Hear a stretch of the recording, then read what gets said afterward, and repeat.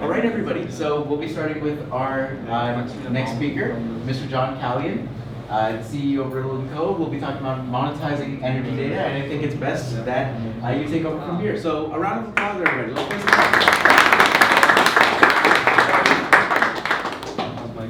So yeah, I'm John Calian. I'm the CEO of Riddle&Code.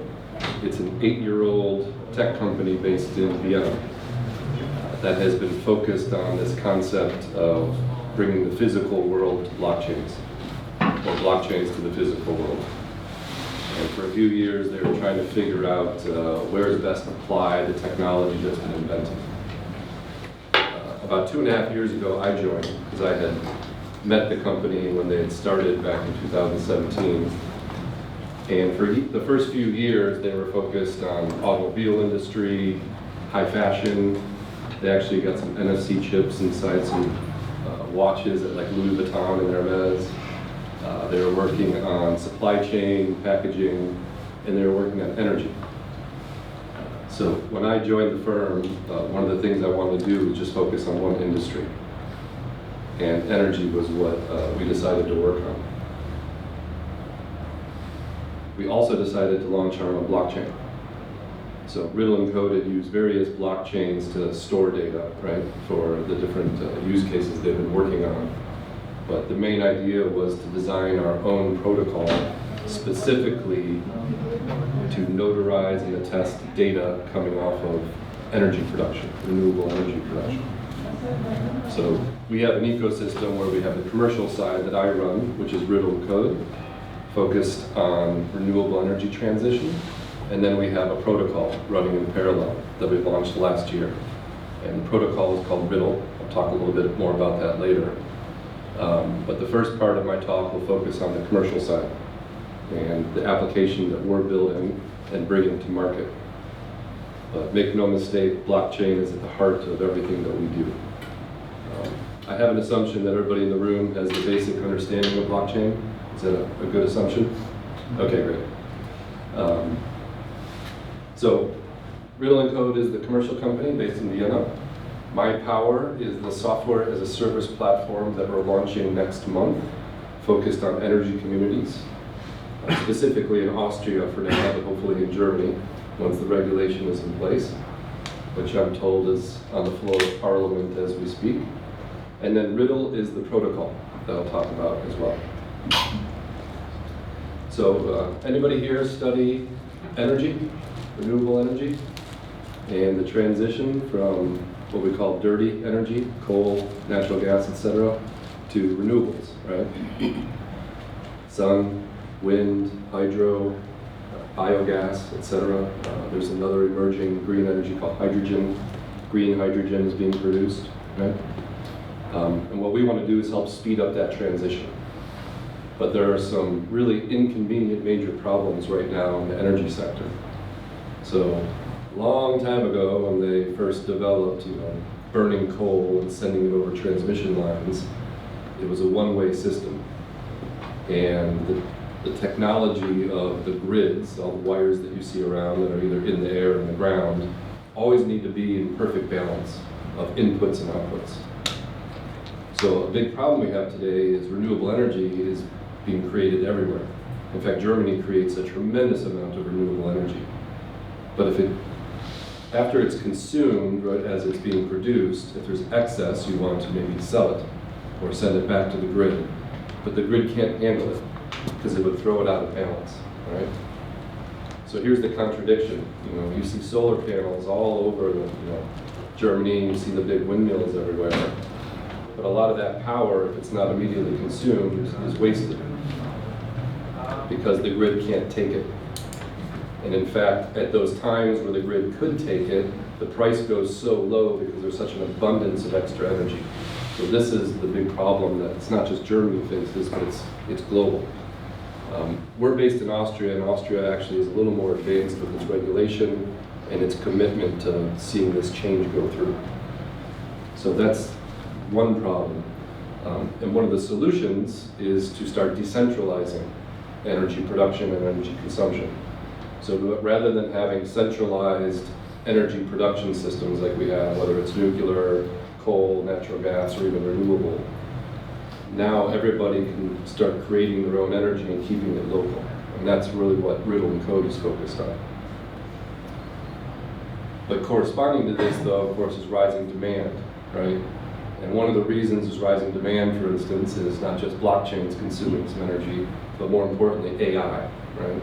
So if you study all the compute and all the GPU power needed for AI, it's supposed to go 10x higher in the next 10 years, which means a lot more electricity is going to be needed, either furthering the demand for new technology solutions to utilize renewable energy. You know, this is a phrase I like to say, I mean, it's all math, right? It's not magic. And I believe, at least normally in most major grids, it's 50 kilohertz with which the power is loaded onto the grids, right? And you can't throw that out of balance. So the basic idea is, let's start creating new technology and systems for localized energy communities to thrive, right? And this is where we come in on the commercial side. So we're launching a software system in tandem with our own blockchain, where you take a hardware device and you add it at the source where the energy is being produced. And you can start gaining independence in your local communities, okay? So blockchain, again, is at the heart of what we do, because what we're doing with our own blockchain technology is we're attesting and notarizing data about the power production, right? So every solar park, excuse me, or if you have a solar panel on your roof, or you have a windmill, or a wind park, or you have hydro, however you're creating your renewable energy, there's always data logs showing how much energy is being produced, right? Every second, every minute, or whatnot. We take the data log, we create a hash, and we store it in our blockchain, right? I call it a fingerprint. So all our blockchain is doing in the core is just holding a hash, proving that the data log is correct. So nobody can cheat. And it now gives the control of the data, ownership of the data locally. So today, you know, the energy production companies and the grid operators, they're the ones who control the data, they're the ones who control the pricing. And this will shift over probably the next 5, 10 years and give independence and control to local communities. And what's also cool about blockchain is you can create your own currency. You might think of it as cryptocurrencies. I just call it currency. Most people don't want to learn about blockchain or cryptocurrencies. They just want to understand that they can have their own financial instrumentation. Make sense so far? Anybody have any thoughts or comments yet? Please. So highly regulated markets, maybe in the US, Germany, I don't think so. How do you make money with this? Yeah, no, great question. Right, so again, today, if I'm producing solar energy, right, it's usually when the sun is shining, which isn't every day, right? It's only a percentage of every day of the year. But during the time that I'm producing the most energy is when the sun is out, but it's not when I'm necessarily consuming it. Most households use energy in the morning before they leave the house, but they use the most at night once you get home. When you run your dishwasher, you turn your TV, or you clean your clothes or whatnot. Maybe you're charging your vehicle overnight, but that's not when the sun is shining, right? So battery systems help, of course.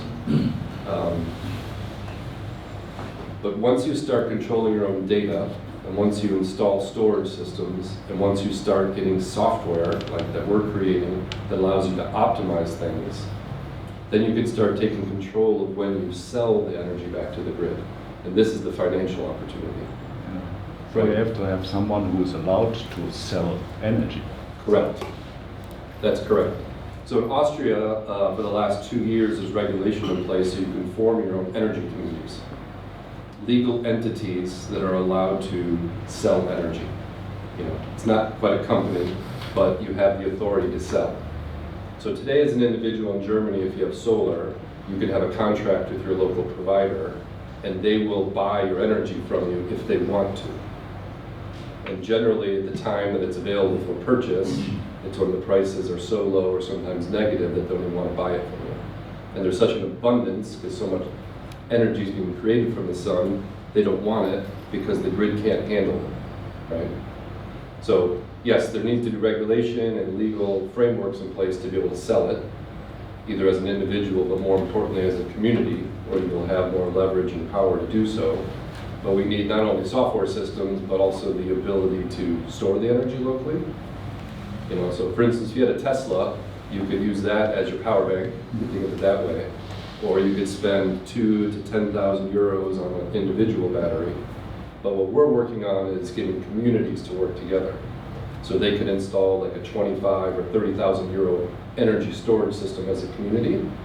They can feed in all their excess energy, and then they have software optimizing whether to use that energy, sell it to your neighbor, or sell it back to the grid when the price is optimal, where you can actually make profits from it. And furthermore, we do this by tokenizing the energy, right? So we take the data and we have a tokenized version of it. So local communities create their own currencies and they can continually reinvest in themselves, right? So 1 second, there was one question here first. What does a typical community look like in your eyes? Yeah, so our primary example is the city of Stans in Austria uses our technology, right? So the protocol requires you to connect essentially a hardware wallet to where the energy production is taking place, or potentially where you're consuming energy. So this is a pretty simple computer actually. There's a Raspberry Pi inside. But what's important to us is there's a secure element in here with which you can put encryption keys. So if you're a blockchain nerd like I am, this is a hardware wallet. A little more powerful than a ledger or a tracer or what we use to hold our Bitcoin and our Ethereum tokens. And it has a lot of compute power and it has different input outputs on it. So this device is installed and connected to a smart meter, which is what's reading the energy coming in and out of households or commercial buildings. You could also connect it right to the inverter if you're in a larger system. But this is what gives identity to the renewable energy production machines. And once you have identity, you can take the data logs, create a hash, or I say a fingerprint, and attest the data. And you now control your data. And you can have it every 15 minutes, every 20 minutes, or whatever interval you want. But once you control the data, that's when your journey begins to have independence as a community, okay? So we look at municipalities or cities, or maybe a neighborhood within Munich, right? 100 buildings could get together, create their own community. Install these where the solar is, and then create their own currency, and then start trading amongst themselves, and then have the leverage, especially if they have storage in place, to start selling it back to the grid. Germany doesn't necessarily have that regulation in place yet, though. Yes, please. Well, you said with the renewable energy you have excess energy, but if you now go to smaller communities, wouldn't that problem be like worse? Because if the sun shines on my solar panel, it also shines on my neighbor's solar panel.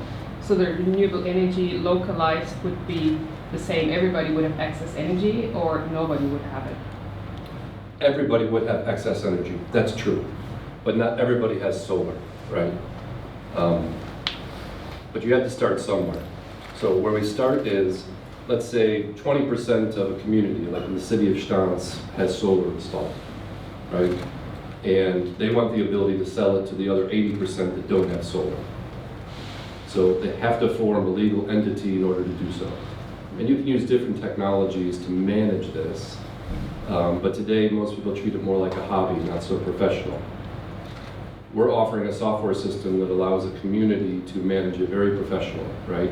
So you create solar, great. You're what we call a prosumer.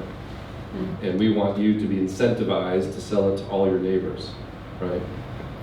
Once you start bootstrapping the community, once you create your own currency or you tokenize the value of all the energy you created on your roof or maybe my roof, now we can sell it to our neighbors, or maybe we sell it to the brewery in our town, or maybe we sell it to the grocery store. But we still have the issue of excess energy. So as a community, we can invest in an energy storage system. And energy storage is one of the major keys to the whole world transitioning to pure renewable energy, by the way. It's not something we necessarily solve, but we enable you to utilize it, okay?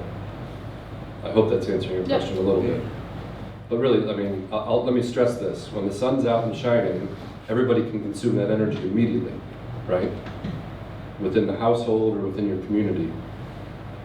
But the excess energy that's not being consumed, most likely only up to 30% of it is sold back to the grid while it's being created. So that other 70% is completely wasted. You know, in the case of the sun, it's just heat. It just evaporates as heat, basically. Maybe evaporation is not the right word, but I'm not a scientist. But I hope you get the point there, right? So the idea is to have systems that capture that excess energy that can't be put back on the grid, have software systems telling you when to put it back on the grid to keep the load balance going, right? So again, grids always have to be in perfect balance. We can only have as much energy as is coming out at the same time, right? So far, so good? Are we also partnering with energy storage providers? Yes. We're partnering. We have two companies we're working with right now that have new technology to store energy, right? You might think of these as batteries, like lithium-ion batteries or what inside our phones or our Teslas or whatnot. But there's actually a whole host of new ways to store energy. You could store energy in compressed sand. We work with a company called Sherwood out of the United Kingdom, and they've created a way to use air to compress energy and then release it. And what's really cool about it is it goes really fast. And they're focused on recharging electric trucks because the UK has a mandate, I think by 2040, all logistical trucks have to be electric vehicles. But there's a huge problem. They can't recharge these trucks fast enough.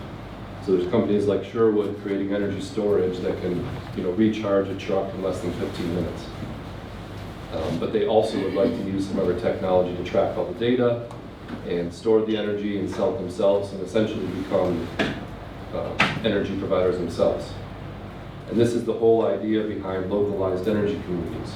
They become their own producers and they can sell within their community or they can sell across the municipality, or if they have the right framework, they could sell transnational, to other countries, right? So you could produce energy in Austria and sell it to Germany as a community. Thank you so much. I understand the concept of the software that you're providing, and I think it's valid.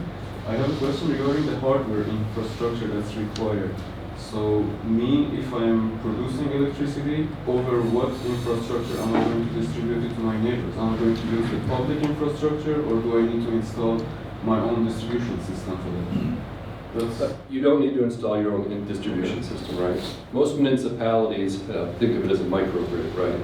And then they have substations that are connected to the bigger, long haul cables, right? So depending on the size of the community, most don't have their own local production, right? So the local grids connected to the substations are connected to the long haul where coal is burned 100 kilometers away. That's where they get their feed in from, right? So within most communities, if I set up my own solar on my roof, or we all agree to invest together into a solar park or a wind park, we can consume that energy locally on our own grid, right? Let me switch over a little bit more. Oh, please. One question. Sure. How is the price fixed for selling the energy? Yep. This is another issue, right? So who controls the price of energy? You would like to think that it follows the laws of supply and demand, but it's not. It's fixed. And only, the gentleman in the back was bringing up, who gets to decide who gets to sell and at what price, right? So generally, for most people, the producers of energy are setting the price, right? Based on their own cost system and commercial operations, right? 2 minutes left? Okay. I want to get on the blockchain part. Really quick, it's mostly about fixed tariffs today, right? So we're moving to a world of flexible tariffs, where if you have the ability to, and you have the optimization to sell it at whatever time you want, because it's optimal to sell the energy obviously when the price is high, right? Not when the price is really low. So When the market is buying. yes, and when the market is buying the most is when the supply suddenly evaporates. And 8 p.m. at night when everybody's using energy, more energy is needed on the grid. And what most often happens today is the grid operators flip on natural gas generators to quickly supply energy into the grid, which is completely burning dirty fuel, right? So we'd like to see a world where rather than natural gas generation being flipped on, energy storage systems holding an abundance of wind, solar, or hydropower are used instead. Okay? I know I'm running out of time, so look, the Riddle Network, you can go to RDDL.io and look more into it. But this is the protocol that we launched last year. And at the heart of it is hardware. I'm talking about this. This is a hardware wallet. You have your keys on here. This is the beneficiary device. This is a node on our protocol. And it's a multi-token system. There is a utility token called Riddle. So if you participate in our protocol, you use riddles for very small transaction fees to attest your energy data, but you also can participate in our consensus mechanism called proof of productivity, proving that you're sending energy data into our system, and you can earn riddles. Once you start participating, you can create your own token for your own region by proving your own energy. So this is the Riddle productivity token. So as your solar or your hydro are producing and attesting their data, you can create your own token based on that data. This is the productivity token, okay? And you'll be able to swap that for a Riddle token, you could swap it for a Bitcoin, but mostly what we want you to do is reinvest it into your own community. You can start creating liquidity pools, so you can do more interesting things in the future. Like maybe your community wants to buy a huge energy storage system, so you could use this as an investment tool, right? And then claimable Riddle is what you're earning by participating. It's a little bit of a technicality, but if I plug this in and I participate, I earn claimable Riddle. I could turn them into my own token, or I could swap them for a Riddle token. I'm probably going pretty fast here, but maybe you're getting the idea. I'm gonna skip this slide and go right to this last slide I have here, okay?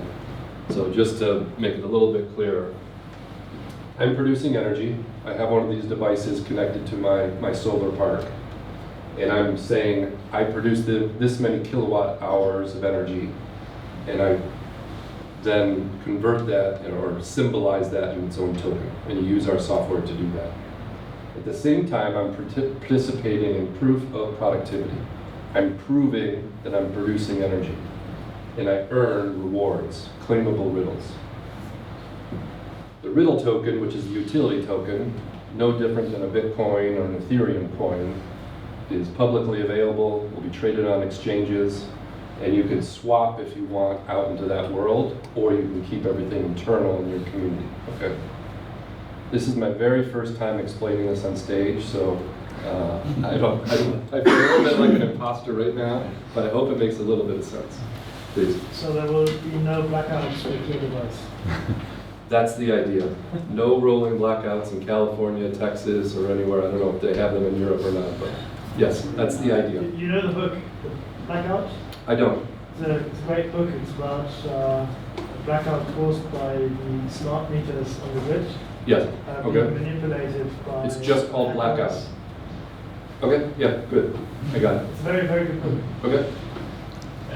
Please. I don't think we have enough time for any more questions. No? No more time? We're out? All right. Well, I'll be around all day if anybody wants to talk about this. And I'll also be on the DePIN panel at 4 p.m. where I'll talk more specifically about decentralized physical infrastructure networks and why this is more important. So, thank you very much for listening.